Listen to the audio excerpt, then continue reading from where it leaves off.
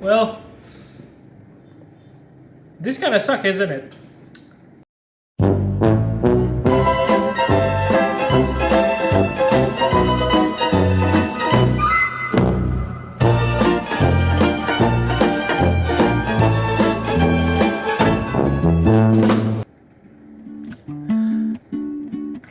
For those who don't know, we should have gone to our internship on several places across Palembang, but unfortunately, the recent events of which we are experiencing right now basically put that plan in bed. So instead, our school told us to analyze our school's graduate profile.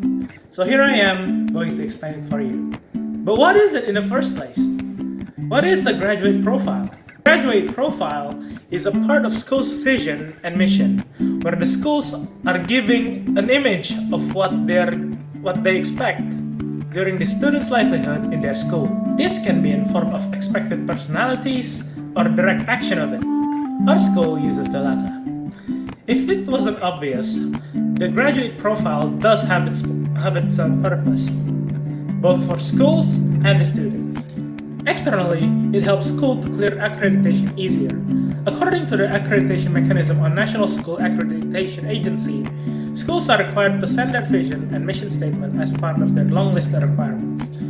This vision and mission can be clarified by both the graduate profile and school visitation by the agency. Graduate profile helps on this because it is a direct pour of the school's vision and mission. Another thing to consider is the fact that a graduate profile can also be identity of the school, because you can judge a school by their graduates and their principal. This is crucial because this means that a graduate profile can and will affect the school program later on, and this is a true practice in many schools. And as I said before, students are also benefited from this. Students are basically being helped with clues on what they should do around school, and thus this helps them, especially on the behavioral side. Hopefully that it'll spill into the real world instead of just stuck in the school. Graduation profile helps on making school vision clearer for both the outsiders and the people inside. Topic 13. Understanding and following healthy habits and norms, constantly maintaining good physical shape, and prioritizing living carefully and safely. The text suggests, this shows that the school hoped for the graduate to be able to take care of themselves health-wise through school's indirect or direct education on self-care and caring their surroundings. Norms and habits are a life lesson that can be helped by the school, because sometimes parents can accommodate on habits, and that's where school comes into play. Thirdly is the fieldwork paper. This paper gives out an outline in schoolworks, which also includes the safety points on experiments, especially on scientific experiments. This fills in with the safety. Of course, this is still a far cry from perfect, and in my opinion, there are still practical steps that is possible. Firstly is the fieldwork paper. Students should keep on working as stated on the paper. While the paper itself is already filling its purpose, some of the students are still not following it properly. This should be avoided as the paper is a must to succeed on experiments. Secondly, it's about food. School can help the students to be more educated about the food by making a healthy snack booth, which can be rotated between each student.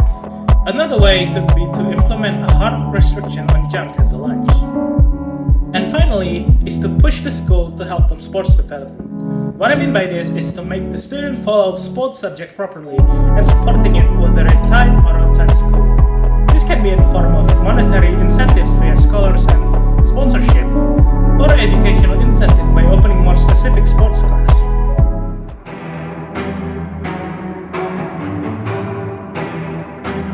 Life is a physical thing, and school is one of the media where we are being taught about life.